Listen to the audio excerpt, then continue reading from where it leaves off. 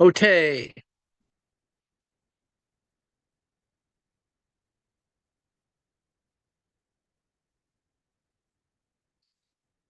Hello.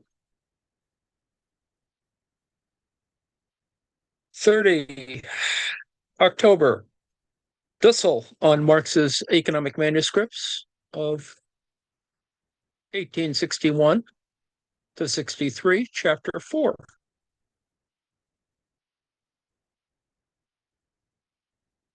We last left off somewhere in here.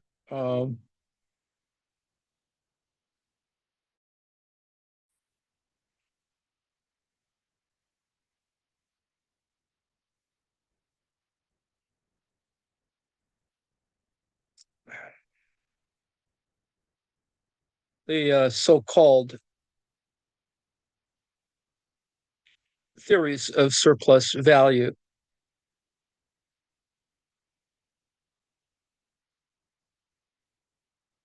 And we introduced yet another another figure here.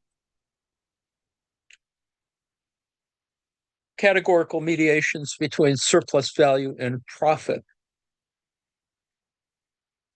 And to describe the different mediations, there are 8, and they range from cost of production to profit.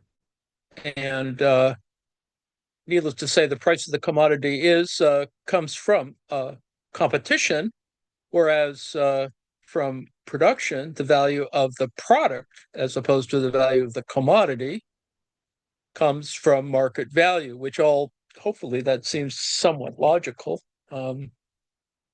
explicable. And we finished the first section, the introduction to the section there. So let us begin again with chapter 4, since we're on a separate day. Critical confrontation with Stewart and the Physiocrats, notebook 6, pages 220 to 243, started in March 1862. The MECW 30, pages 347 to 76.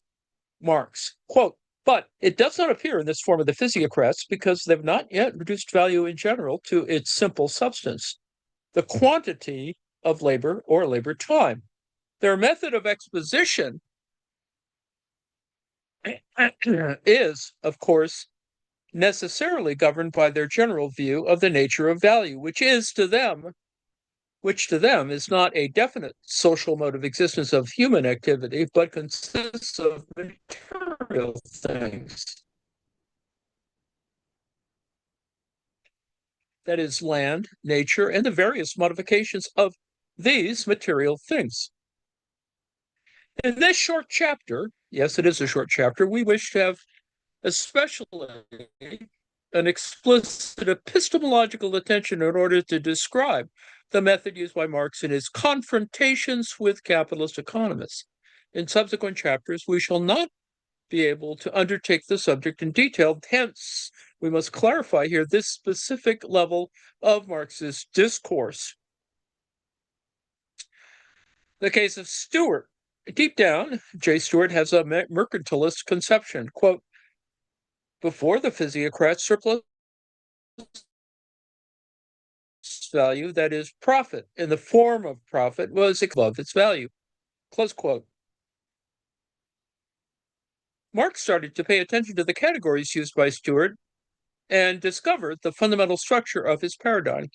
Surplus value, obtained in the sale upon alienation, is profit, but by no means is surplus value as Marx had defined it in the first notebooks of these manuscripts of 61 to 63. From Stewart's point of view, surplus value and profit are identical. They're just two names with the same semantic content, according to Stewart. There's only one name, profit. Consequently, there is only one positive profit, which increases or expands the social wealth. The sum of use values, a greater amount of value, that is surplus value or profit, which is produced in consequence of the development of the productive powers of labor. So the real value the real value, the value of the product, according to Marx, or the creation of new wealth, is the result of a certain quantity of labor, which, as an average, a worker of the country can normally perform. This relationship between labor and value is correct, but Stuart does not himself ask how it is possible to have new value, that is, more value surplus, to get to surplus value. He cannot explain or clarify the origin of this particular capitalist surplus value, but the really essential question, which is the one Marx is interested in, comes after these categorical distinctions. When the product is sold as a commodity, the relative profit, which represents a loss to somebody, is obtained for the manufacturer. Capitalist adds over the real value a determinate extra, something more. The price of the commodity, that is Stuart's new category, is greater than the real value, thus achieving during the sale a relative profit. This is the capitalist profit, which is a loss to the buyer. Marx says that Stuart understood well that the distribution of relative profit pertains to dominant classes: profit to the manufacturers, interest to the lenders, rent to the landowners. He also understood clearly that all profit is surplus value of the price of the commodity over the real price. He also had a correct conception of capital when he discovered how the separation takes place between the conditions of production as the property of a definite class and labor capacity. But essentially, Stuart could not understand at all the question of surplus value as Marx conceived it, because he never overcame the perspective of circulation. In fact, when Stuart asks himself about the components of real value, he indicates three: quantity of labor, value of means of subsistence, and value of materials. These three components, articles, that is, Stuart calls them, cover up or do not show the surplus value in Marx's sense. The quantity of labor is the labor performed by the worker, while the means of subsistence, or that required to reproduce labor capacity, as Marx would say, are in fact part of the quantity of labor. It would be performed in necessary time, but not in surplus time. To sum up, from his confrontation with Stuart, Marx concludes that surplus value was not discovered as such, as objectified surplus labor time, but only under the form of appearance, as Marx would have put it, of one of the phenomena as profit, but definitely as the fundamental error or confusion is the same as that of mere mercantilism to assert that a commodity is sold above its value in order to explain profit. It is not understood that it is sold at its value, that is real value, that includes surplus value as quantity of object objectified, or quantity of objectified time over the necessary value for the reproduction of the worker's means of subsistence, to express ourselves in terms of Stuart's categories.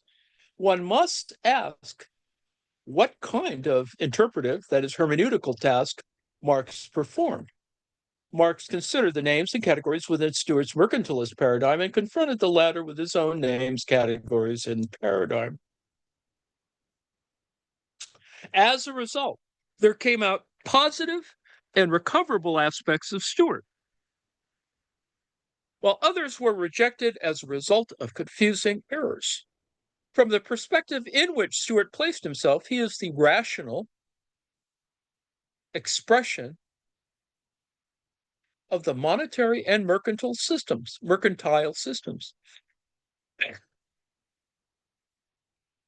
Namely, from his real, practical, and everyday world, there's no possibility for a rational, coherent scientific expression, different from the one expressed by him. Now, it can be perfectly rational or scientific, and yet erroneous, that is, blurred. It is coherent within his perspective, which takes circulating capital as the essence and fundamental. His mistakes are thus necessary mistakes. 4.2, confrontation with the physiocrats. For the physiocrats, in contrast, the product is sold as a commodity at its value. But this value contains surplus value over and above the value invested in the means of production and in the wages that pay the labor capacity of agricultural workers. This surplus value is a gift from nature. This surplus value is the rent received by the landowner. There's no other surplus value besides rent, and the profit of the industrial capitalist must be interjected as a salary for the businessman. If it is true that the physiocrats overcame mercantilism, it is true that they transferred the inquiry into the origin of surplus value from the sphere of circulation into the sphere of direct production. They also had numerous confusions. We must indicate from the start that in his confrontation with the physiocrats, Marx has not yet constituted many of the required categories. Thus, for example, he accepts that rent is surplus value, strictly speaking, as he had already analyzed it in the Grundrisse. From the bourgeois perspective of understanding, the physiocrats identify the constitutive moments of capital as independently of its social form, and thereby made of the capitalist form of production an eternal, natural form of production. This error concerning a historical view leads them to conceive of a material law of a definite historical stage as an abstract law governing equally all forms of society.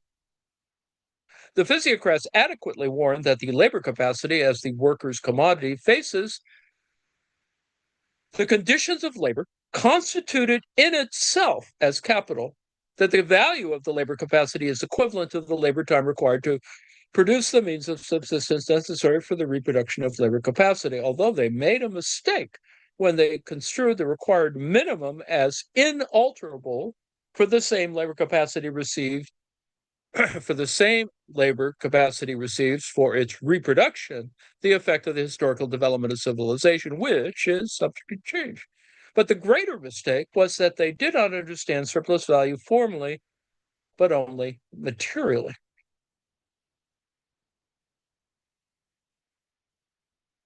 Quote, because agricultural labor is the only productive labor which produces surplus value, the only labor that creates surplus value, the form of the surplus value which distinguishes agricultural labor from all other branches of labor, rent is therefore the general form of surplus value, close quote.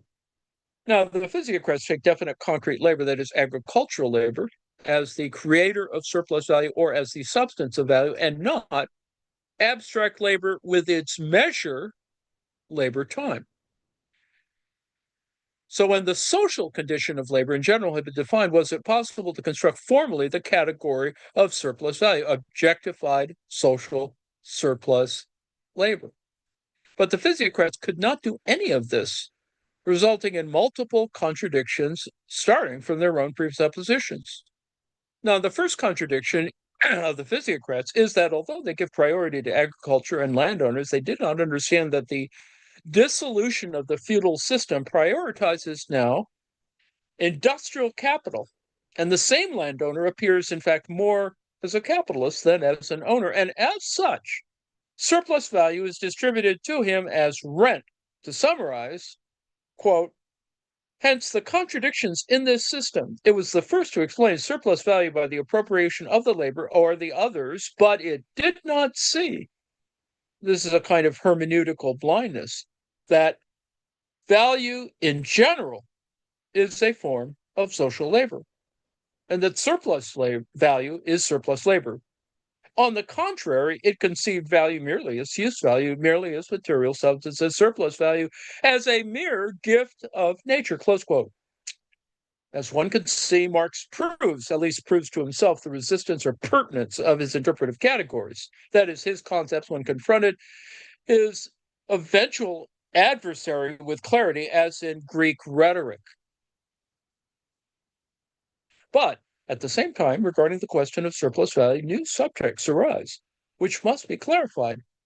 If, with J. Stewart, it was about the difference between the value and price of a commodity, that is, the realization of the surplus value as profit, now, instead, the question is about productive labor that produces surplus value and the complex subject of the rent of the land.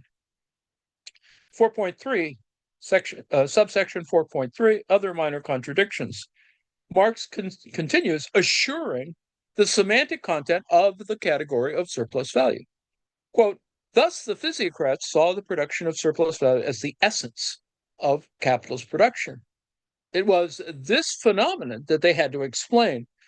In this first conception, we have to begin with the essence of surplus value, that it is value realized in sale without the seller having given an equivalent from it, without his having bought it, unpaid value. Close quote. When, Marx continues, quote, whence, therefore, comes surplus value. That is, whence comes capital. Their error was that they confused the increase of material substance, which, because of the natural process of vegetation and generation, distinguishes agriculture and stock raising from manufacture, with the increase of exchange value. Close quote. In the dialectical reflection of confrontation performed by Marx, the essence of surplus value becomes very clear. From the essence, that is, identity, ground, or Grund, it is now necessary to explain, to clarify phenomena, appearances. What is founded, namely, profit, rent, and interest, but not the other way around. In addition, but not in the other way around. In addition, they are wrong regarding the essence, semantically mistaking the formal content of surplus value with a possible material phenomenon as a use value. All the rest is wrong and confusing. Now, first, Quenet, in his Analyse du tableau économique of 1846, divided society in three classes: productive class, les agriculteurs, querelles, landowners, and sterile class. Productive class, landowners, and sterile class. According to this French physician and economist, only the agricultural workers are the class which created surplus value. Surplus value does not appear in the price of a commodity since it is sold at its value. Quote, as soon as the labor of the husbandman produces more than his wants, he can, with his superfluidity that nature accords him as a pure gift, buy the labor of the other members of the society. The latter, in selling it to him, gain only their livelihood, but the husbandman gathers beyond his subsistence a wealth which is independent and disposable, which he has not bought and which he sells. Close quote. Hence, Quenet correctly poses the question, but does not correctly infer its consequences.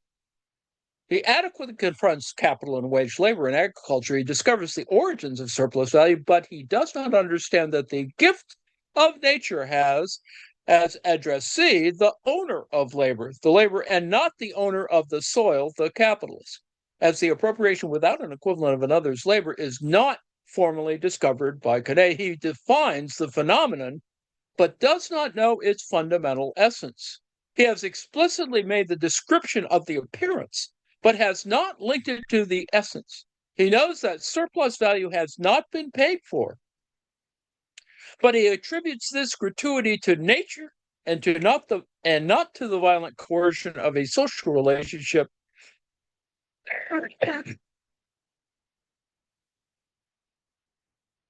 Namely, this surplus value is explained again in a feudal way as derived from nature and not from society, from man's relation to the soil, but not from his social relations.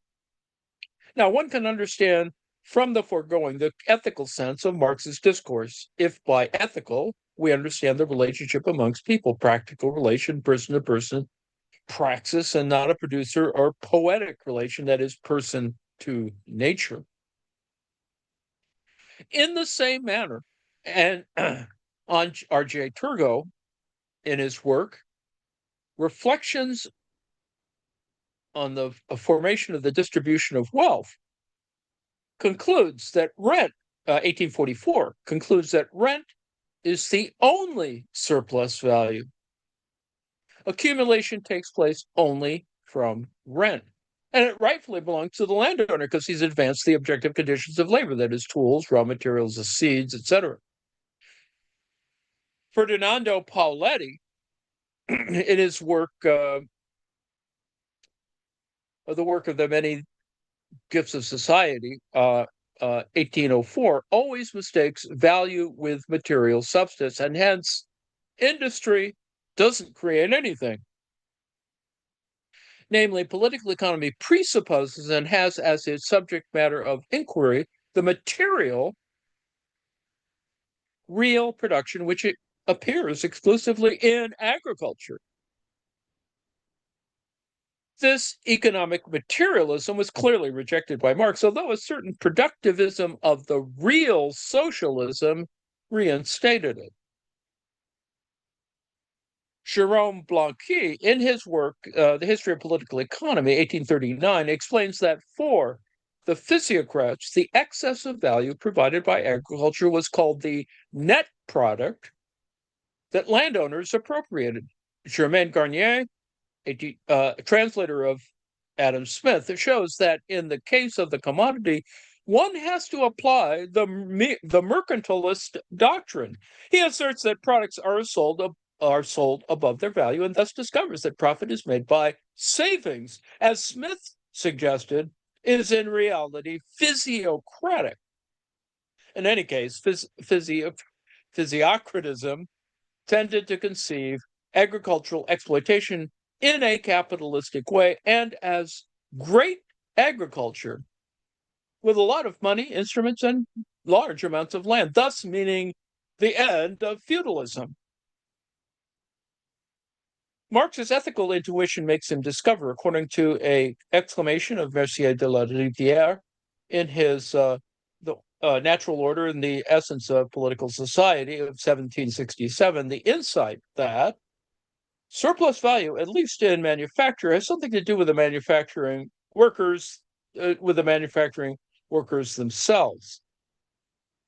Marx quotes de la Rivière, who said, quote, "Open your eyes and see how many live in poverty, or at least in need, among those producers who understand the art of converting 20 sous into the value of 1,000 écus." Close quote. While exalting agriculture in such a way and then considering rent as surplus value, the physiocrats dug the grave of the landowners. The French Revolution imposed taxes on the people that created new value. It virtually confiscated land, which passed into the hands of the state.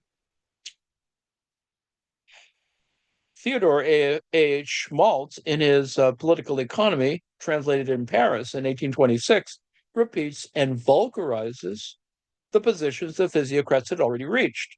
There appears, however, the concept of the average wage, which establishes a relationship with the necessary average consumption of workers. Pietro Verri, in the Meditations on Political Economy of 1804, starts his criticism of the physiocrats by stating that the artisan, in the price which he receives, gets not only the replacement of his outlay on consumption, but a certain sum over and above that. And this sum is a new quantity of value created in the annual production. So, with all those differing views, to conclude, let us allow Marx to express himself. Quote, "In the mercantile system, surplus value is only relative. What one wins, the other one loses, profit upon alienation, etc. So that within a country, if we consider the total capital, no creation of surplus values, in fact, takes place. In opposition to this, the physiocrats seek to explain absolute surplus value, that is, the net product. And since the net product is fixed in their minds, as use value, agriculture is for them the sole creator of it. Hence the reason why some people in their analysis, particularly of agriculture, set absolute surplus value, the net product is zero. Anyway, back to Dussel. This translation of the mercantilist and physiocratic paradigms to Marx, occasionally respecting the name of the categories, but semantically pouring them into Marx's, concludes the initial confrontation. That is, the mercantilist systems, in fact, denies the creation of the absolute surplus value, while the physiocrats construe surplus value in a materialistic fashion but ignore its formal essence, that is, the fruit of abstract surplus labor. So that's the end of chapter 4, and we have a bit more time available, unfortunately. So let us begin chapter 5. It was a short chapter, wasn't it? Adam Smith's Perplexities, notebooks 6 and 7, pages 243 to 99, after March 1862. The MECW 30, pages 376 to 451. Marx, quote, "It's necessary, therefore, to call attention to this particular train of thought in Adam Smith's book. First, the value of the commodity is examined, and in some passages correctly determined. So correctly determined that he traces out in general form the origin of surplus value and of its specific forms, hence deriving wages and profit from this value. But then he takes the opposite course and seeks, on the contrary, to deduce the value of commodities from which he has deduced wages and profit by adding together the natural princes of wages, profit, and rent," close quote. Now, in these writings, Marx stopped for a few moments to make methodological reflections. Let us examine some of these expressions to keep them in mind for later discussions. Quote, Marx, quote, "In this deep insight of Adam Smith's that makes him irresolute and uncertain, cuts the firm ground from under his feet and prevents him from reaching a consistent and comprehensive theoretical view of the abstract general foundations of the bourgeois system. With all later bourgeois economists, as with Adam Smith, the lack of theoretical understanding demanded or needed to distinguish the different forms of the economic relations remains the rule in their course, grabbing at and interest in the empirically available material," close quote. Marx already has his method fully under control, as well as the structure or paradigm of his categories, not all of them, because during the course of these notebooks, we will see imprecisions as well as significant advances, and thus it is not difficult for him to see when Smith falls, not difficult for Marx to see when Smith falls into contradictions with his own assumptions. Smith is sometimes startled, as if he did not know what to do, but immersed in the bourgeois perspective of existence, he must necessarily fall into mistakes and confusions, and that explains Adam's twistings and turnings, his contradictions and wanderings. Subsection 5.1, confusions regarding the exchange of labor for capital. At the bottom of Marx's first confrontation with Smith lies the distinction clearly discovered by Marx in the Grundrisse, already discussed in Notebook 1, our item 1.2b. Living labor is not equal to labor capacity. Living labor is human subjectivity as laborer, the creative source of value. Labor capacity is only in subjectivity the real possibility to be able to work, say, for 10 hours. Wages only pay the reproduction of the value of labor capacity, which the laborer reproduces in the necessary time, but does not pay. Wages does not pay for all the living labor. Consequently, quote, the equating here of labor and product of labor in fact provides the first occasion for the conclusion between the determination of the value of commodities by the quantity of labor contained in them and the determination of their value by quantity of living labor that they can buy. In other words, their determination by the value of labor, close quote. In the first case, labor is ambiguously labor capacity, which is paid for in its reproduction, and living labor, which is used but not entirely paid. If the value of the product is measured by the living labor, and this is correct even in Adam Smith, and only labor capacity is paid, why does a surplus value remain, which is considered as profit? Now, where does this surplus value come from? From the unpaid portion of the living labor. But Smith is not only unable to see this, but cannot accept it either. Consequently, he remains startled in contradiction. This path leads him to abandon the relation at the level of the production of the labor value and enter into the empirical, superficial, or apparent level of circulation. Calculate the value of the commodity not by labor, but by its phenomenal components, wages plus profit plus rent. Instead of going from production to value, now he comes from price and money towards value. Quote, from the exposition that follows, however, it will be seen that this vacillation and this jumbling up of completely heterogeneous determinations do not affect Smith's investigations into the nature and origins of surplus value, because in fact, without being even aware of it, everywhere in his analysis, he keeps firmly to the correct determination of the exchange value of commodities. That is, its determination by the quantity of labor or the labor time expended on them, close quote. Marx then recognizes in this confrontation with Smith his great merit. A commodity is worth as much as the quantity of labor objectified in it. But he has not discovered the nature of this labor. Quote, now the emphasis here lies on the equalization brought about through the division of labor and exchange value, my labor, with the labor of other words, with social labor. My labor with social labor. The fact that my labor, too, or the labor contained in my commodities, is already socially determined in my commodities, is already socially determined, and has essentially changed its character, escapes Adam, and not at all on the difference between objectified labor and living labor, and the specific laws of their exchange. Close quote. Because he does not and this is, to break here for a second, this is the artificial intelligence question in some ways, but anyway, back to the text.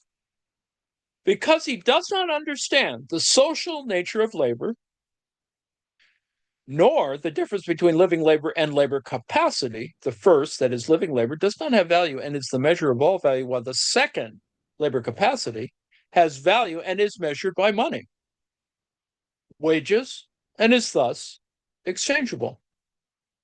Smith concludes that, given the contradiction he poses and the perplexity in which it leaves him, quote, in the exchange between capital and wage labor, objectified labor and living labor, the general law at once ceases to apply, and commodities do not exchange in proportion to the quantities of labor which they represent. Namely, because Smith lacks the necessary distinctions and does not construct new categories, he resolves the contradictions by revoking the general law. Only in this case can unequal terms be exchanged. Less objectified labor, money, is exchanged for more living labor. For Marx, equal or equivalent terms in reality are wages, that is, the objective labor of money, and labor capacity. The equivalent terms are wages, that is, the objectified labor of money, and labor capacity, as opposed to money.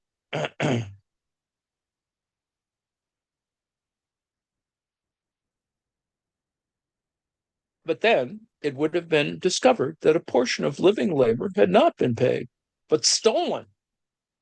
And then surplus value, as such, as a category on its own, distinct from the specific forms it assumes in profit and rent, would have been revealed.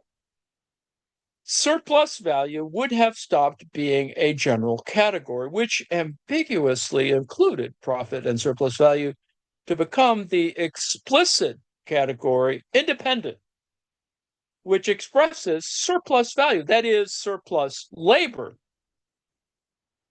the excess of labor performed and realized in the commodity over and above paid labor. Subsection 5.2, identification of surplus value and profit. In the foregoing section, it is not possible to resolve the contradiction as long as capital was set and ambiguously against living labor instead of against labor capacity. Nowadays, in the same way, because of the habit of becoming closer to empirical observations and to everyday representations determined within the world, within the bourgeois perspective, one tries to overcome this contradiction by means of another confusion. One wants to overcome the contradiction of there being a surplus value in the value of the product above the value of wages, because labor is the origin of the entire value of the product, and thus the whole value of the product should be compensated as wages, identifying, confusing, obscuring the concept of the creating source of value, which is only labor, with the parts or components of the value or price of the commodity, that is, concrete empirical income forms. So, on the one hand, surplus value, abstract and general, form the fundamental category at the level of production. Surplus value is identified and confused with profit, derived concrete form at the empirical level. And on the other hand, the creating source of value, that is living labor, is also confused with these sources of income, that is wages, profit, and rent. Income for the owners of labor, capital, and land. Let us now discuss the foregoing briefly and separately. It all starts with the main confusion of all of capitalism. Quote, Marx, because Adam makes what is in substance an analysis of surplus value, but does not present it explicitly in the form of a definite category distinct from its special forms, he subsequently mixes it up directly with the further developed forms of profit. This error persists with Ricardo and all his disciples, close quote. Now, if Smith had discovered surplus value as unpaid labor, as robbery, as injustice, he would have stopped being a capitalist. This is essentially an ethical problem. It is the case of an empirical and value judgment so much criticized by Max Weber. As the capitalist and economist that he was, Smith could not discover surplus value because he conceives this surplus value directly in the form of profit. Once capitalist relations are assumed, this is quite correct. Once capital is presupposed, surplus value as unpaid labor cannot be defined except from the perspective of being value that valorizes itself, namely as the profit of capital. The ethical or anthropological blindness, that is, the relation human being dash product, laborer dash value, is a corollary. The ethical or anthropological blindness is a corollary to the capitalist vision. That which is downright silly is, for Marx, the system's rationality. What Adam Smith puts down with quite naive thoughtlessness, without the faintest suspicion of the contradiction it presents, is precisely what the critic Marx is interested in. In reality, the interest of the capitalist is what determines his theory, his science, the construction of his paradigm and categories. Thus, Marx reaches the central pages of his notebook. In the first place, surplus value is not so innocent since, quote, capital is productive of value only as a relation insofar as it is a coercive force on wage labor, compelling it to perform surplus labor. Capital, like all conditions of labor, is never a source of value. It creates no new value. Labor is the source of its value. Close quote. Labor is the source of capital's value. Now, close quote. Now, in order to overcome his contradiction, Smith has no other recourse than to confuse or identify, as we have mentioned, the creative source of value, that is labor, with the sources of income, wages, profit, and rent. Because it must be noted that it's equally wrong to say that wages are an original source of exchangeable value, though wages, or rather the continuous sale of labor capacity, is a source of income for the laborer.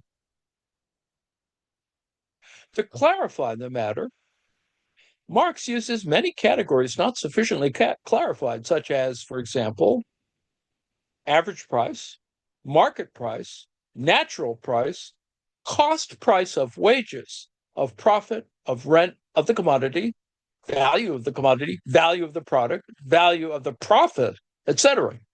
As one can see, all these categories are precisely those which Marx will define in the remaining portion of these manuscripts, and which prepared the way for the famous chapter 1, chapter 9, and chapter 10 of book 3 of Capital, edited by Engels. Later, we shall discuss all of these categories in detail. Woe be unto you. All the names of these categories, however, must not make us forget our intentions. We must not forget our purpose. The value of the commodity, which in fact here means the same as value of the product, since the former, the commodity, could be the market value, as we shall see below. The value of the commodity could be approached from two different angles. A, from the subject, that is the laborer's point of view, subjective and fundamental aspect reductive, or B, from capital, from circulation, empirical or phenomenal, superficial aspect. Adam Smith and the capitalist economists gave priority, although they also discovered the relationship of arrow A to the relationship B. B presupposes the interest of capital. See figure 5.1. They never discovered, from this perspective, surplus value as such, which is at the level of production in the relationship living labor value. I think that we're now in position to understand the text placed at the beginning of this chapter. In fact, Smith first determines value from labor, in general, in an abstract manner, capital A. But when he finds the non-equivalent, when he discovers that in addition to wages, profit must be present in the value or the price of the commodity, contradicting himself and confusing the sources of the creation of value and of income, he derives the value of a commodity from the sum of wages, profit, and rent. Now, this is an absurd ideological leap in its discourse, an epistemological contradiction required to save the interest of capital. Let me break here and see how much time you save if you don't watch business media. Anyway, back to the text. Subsection 5.3, the question of reproduction. We now approach a subject which Marx has started to discuss in the Grundrisse and which he dealt with again in the manuscripts used by Engels to publish Book 2 of Capital. The question was approached up to Notebook 10, which explains the exclamation regarding Quenet's Tableau économique, which only had 5 lines. It truly an idea, without dispute, the most brilliant idea one can recognize in the political economy to this day. Here's figure 5.1. So the value of the commodity has arrow A and arrow B. In order to discover, as it were, surplus value, the general abstract form, one has to see it from the question of living labor, a creative source, which forms the value of the commodity, as opposed to the other abstraction that is, wages, profit, and rent, which are, of course, sources of revenue, component parts of the value or price of the commodity. Now, who gets all of this as property, of course, is an important matter.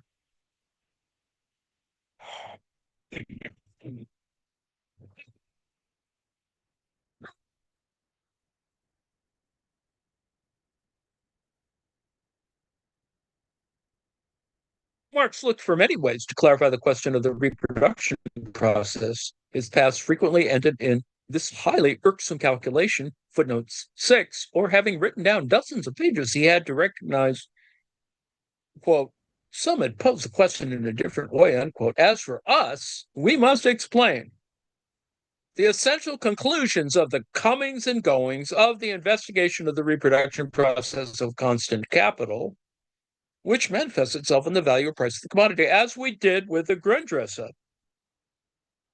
Indeed, everything starts because Smith wonders about a fourth part of the price of commodities: wages, profit, and rent, and the consumption of the means of production, which Marx already clearly names constant capital. In order not to get lost, it is convenient not to forget the fundamental position of Marx in all discussions with Smith. We read, quote, the value of the total annual product of a country is equal to the quantity of labor time and materialized labor in them, close quote. Or, quote, all the elements of the linen, the product, are resolved into a sum of quantities of labor, close quote. For Smith, the value or total price of a product or commodity was the sum of revenues, that is, the money, wages, profit, or rent. For Marx, the value or price is always labor, past labor, pre-existent or present labor, or recently added labor. Marx's theory demonstrates how the constant capital is only labor that is transferred to the value of the product. But this not only happens in the constant capital of the producers of the consumable product, but also in the case of the producers of machines or raw materials. To sum up, for Marx, the value or price of a final product or consumer good, namely the product that is bought by an individual consumer and not by another capital that integrates it as a constant capital, has two components: the value or price of a final product or consumer good,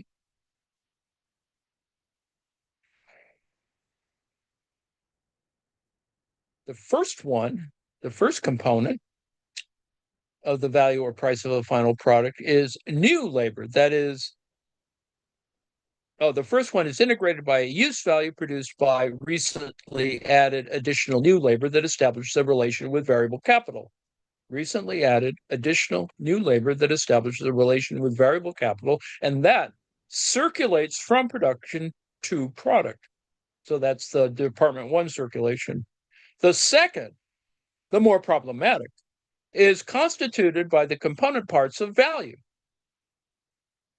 These component parts of value of the total price of the product are in reality the parts of value which are consumed or destroyed from the constant capital, both the total raw material incorporated and the proportional part of the consumption of machinery. Here, Marx passes from the level of production, that is constant capital, to the level of circulation, circulating or fixed capital, because the component parts of value are exactly the parts of the constant capital that have circulated, that is current capital, or have passed to the product. Hence, those component parts of value allow for the reproduction of the constant capital.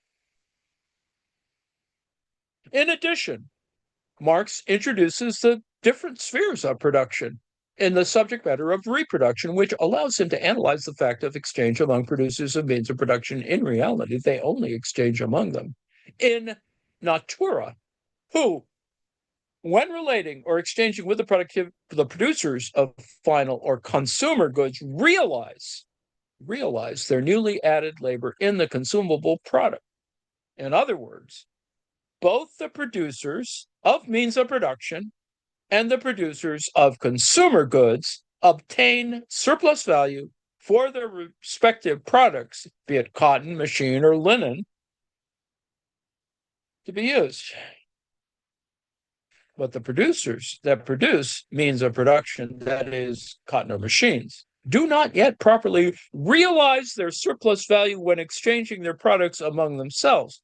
They still have it as product, as the value of the product, but only when the means of production, cotton or machine, are sold to the producer of consumer goods as its constant capital.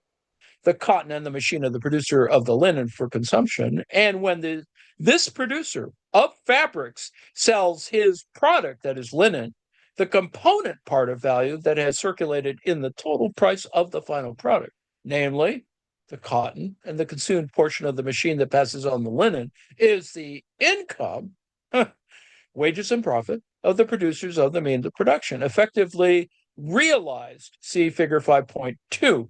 Thus, although the final product, the linen, which represents all consumable products, consists of newly added labor and constant capital, and so the final producers of this consumable product can only consume that part of it which consists of the labor most recently added of their total wages and profit, their revenue. Nevertheless, all the producers of constant capital consume or realize their newly added labor only in the consumable product. They realize all added labor in the consumable product instead of in their own product, close quote.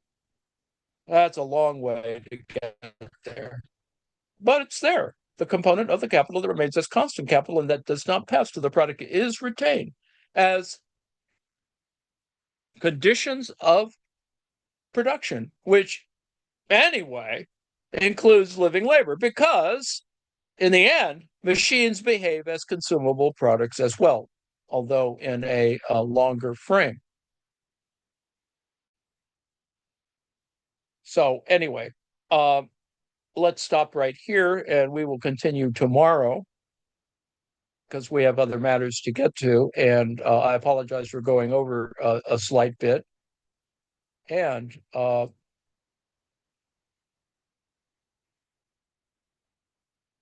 we will move back to the meeting.